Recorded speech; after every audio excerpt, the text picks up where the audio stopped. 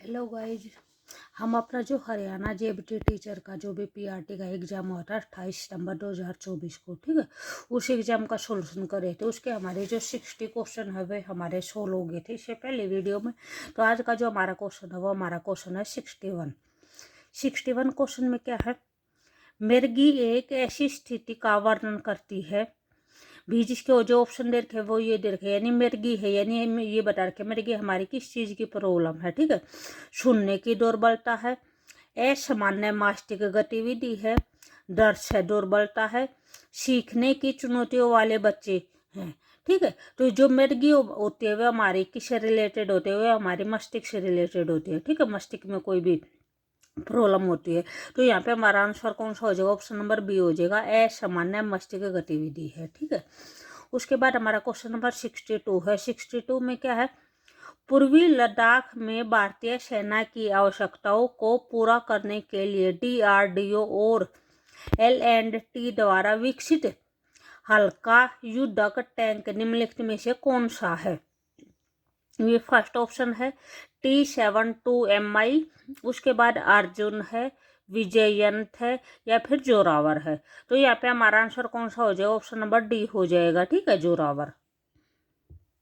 उसके बाद हमारा क्वेश्चन नंबर 63 है। 63 में क्या है, सीखने के मूल्यांकन का उद्देश्य डैश मापना, प्रमाणित करना और रिपोर्ट करना है, ठीक है। इसका जो फर्स्ट ऑप्शन है वो है प्रशासन का स्तर, यानी सीखने का जो मूल्यांकन का उद्देश्य होता है वो प्रशासन के स्तर को मापना, प्रमाणित करना या रिपोर्ट करना होता है। शिक्षकों के अध्यापन का स्तर मापना होता है, छात्रों के सीखने का स्तर मापना होता है, उपयुक्त में से कोई नहीं। तो यहाँ पे हमारा आंसर कौन सा हो जाएगा, ऑप्शन नंबर सी हो जाएगा कि यानी छात्रों के जो भी सीखने का स्तर है वो मापना होता है हमारा मूल्यांकन, ठीक है। उसके बाद हमारा क्वेश्चन नंबर 64 है। 64 में क्या, ये हमारा क्वेश्चन नंबर 64 में क्या बोल रखा है, एक्स अपने घर से पूर्व की ओर चलना शुरू करता है, ठीक है। तो ये हमारे एक डायरेक्शन का क्वेश्चन है। इस क्वेश्चन को कैसे करेंगे, इसके अंदर जैसे ये है, ये हमारे डायरेक्शन दे रखी है, ठीक है। इस साइड क्या होता है, ये पूर्व होता है और इसके अपोजिट पश्चिम होता है। जो ऊपर होता है, ऊपर उत्तर होता है, नीचे दक्षिण होता है, ठीक है। अगर हम पूर्व की साइड खड़े होंगे, ठीक है, तो जो भी हमारा राइट होगा, हमारा राइट इस साइड होगा और लेफ्ट ऊपर की साइड होगा, ठीक है। अब जो और डायरेक्शन के अगर हम लेफ्ट राइट लिखते हैं तो वे कैसे लिखे जाएंगे, यहाँ पे लेफ्ट है तो इसके साथ में जो होगा वो क्या होगा, राइट होगा, अपोजिट होता है। यहाँ पे राइट आ गया तो यहाँ पे क्या हो जाएगा, लेफ्ट हो जाएगा। यहाँ पे आपका लेफ्ट आया हुआ है तो इसके पास में क्या हो जाएगा, राइट हो जाएगा, और राइट का क्या होता है, लेफ्ट होता है इस साइड। ये लेफ्ट है तो यहाँ पे क्या हो जाएगा, राइट हो जाएगा, और यहाँ पे लेफ्ट हो जाएगा। ये ही क्या होते हैं, हमेशा अपोजिट होते हैं, ठीक से। उसके बाद जो भी हमारे क्वेश्चन में बोर्ड रखा है उसके अकॉर्डिंग करेंगे। ये बोर्ड रखा है कि जो एक्स है वो किस साइड चलता है, पूर्व की ओर चलना शुरू करता है, और कितना चलता है, 2 किलोमीटर चलता है।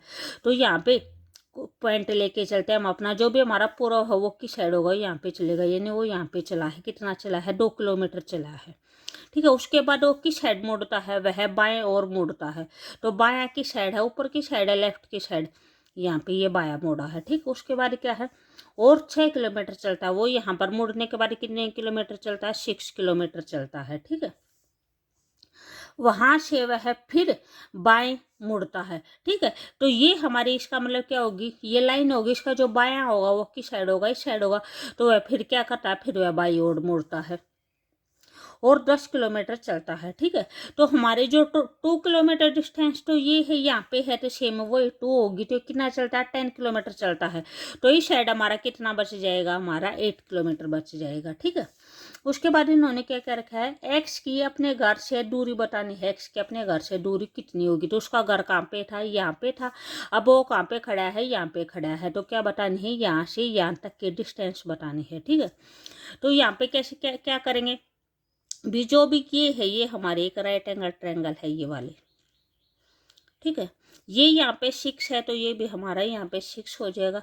जो ये एंगल है, ये एंगल हमारा 90 डिग्री है। जो 90 डिग्री के जो सामने होता है वो क्या होता है, हाइपोटेनस होता है, ठीक है। तो हमें क्या निकालने है, अपने हाइपोटेनस की वैल्यू निकालनी है। तो जो हाइपोटेनस की वैल्यू होती है वो क्या होती है, बेस का स्क्वायर प्लस में परपेंडिकुलर का स्क्वायर, ठीक है। तो यहाँ पे आपका जो बेस होगा वो क्या होगा, 8, 8 का स्क्वायर प्लस में क्या हो जाएगा 6 का स्क्वायर, तो ये कितना हो जाएगा 64 प्लस में 36 हो जाएगा। इसको ऐड करेंगे तो कितना हो जाएगा 100 हो जाएगा। और 100 किस चीज़ का रूट होता है हमारा 10 का होता है, ठीक है। तो यहाँ पे हमारा आंसर कौन सा हो जाएगा, ऑप्शन नंबर डी हो जाएगा 10 किलोमीटर, ठीक है। उसके बाद हमारा नेक्स्ट क्वेश्चन है, क्वेश्चन नंबर 65 है। हरियाणा का कौन सा जिला ऑटोमोबाइल उद्योग का प्रमुख केंद्र है, ठीक है। फरीदाबाद है, पानीपत है, गुड़गांव है या करनाल है। तो कौन सा जिला है भी गुड़गांव है। गुड़गांव को क्या ऑटोमोबाइल का उद्योग है, ठीक है।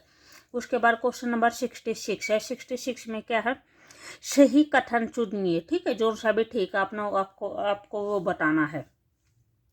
फर्स्ट है, आकृति का आकार परिधि निर्धारित करती है। सेकंड है, यदि दो आकृतियों का क्षेत्रफल समान है तो उसकी परिधि बराबर होती है। थर्ड है सी ऑप्शन, यदि दो आकृतियों की परिधि समान है तो उनका क्षेत्रफल बराबर होता है। परिधि और क्षेत्रफल की इकाई समान होती है।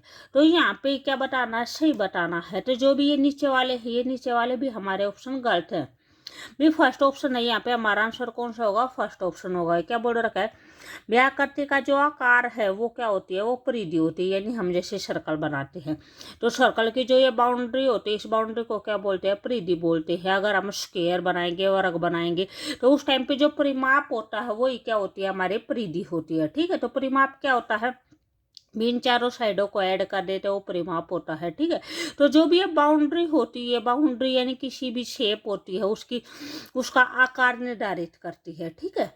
तो यहाँ पे जो भी हमारा आंसर होगा वो क्या हो जाएगा, ऑप्शन नंबर ए हो जाएगा। यहाँ पे जो नीचे ऑप्शन दिए गए हैं सारे गलत है। यानी अगर परिधि, अगर क्षेत्रफल बराबर है तो ये कोई बात नहीं कि परिधि बराबर होगी।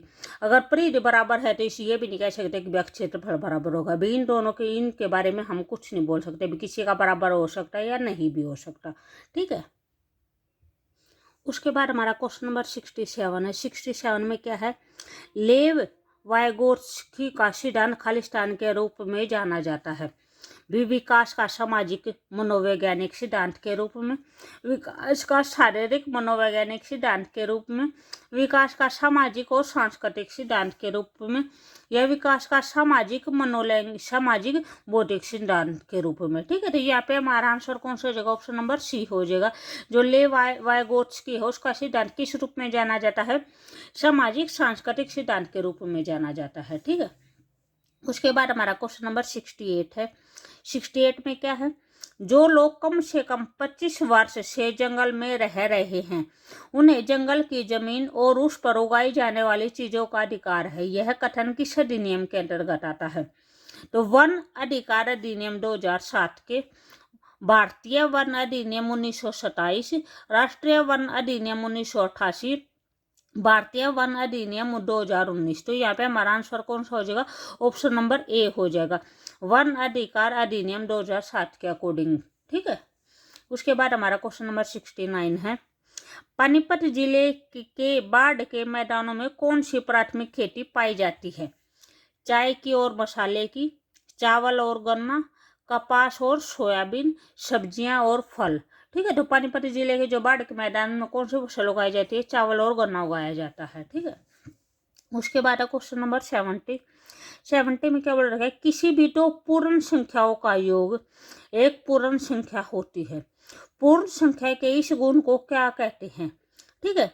20 को डिस्ट्रीब्यूटिव प्रॉपर्टी कहते हैं, क्लोजर प्रॉपर्टी कहते हैं, या कम्यूटेटिव प्रॉपर्टी कहते हैं, या एसोसिएटिव प्रॉपर्टी कहते हैं, ठीक है। तो ये हमारी कौन सी प्रॉपर्टी होती है, ये हमारी क्लोजर प्रॉपर्टी होती है, ठीक है।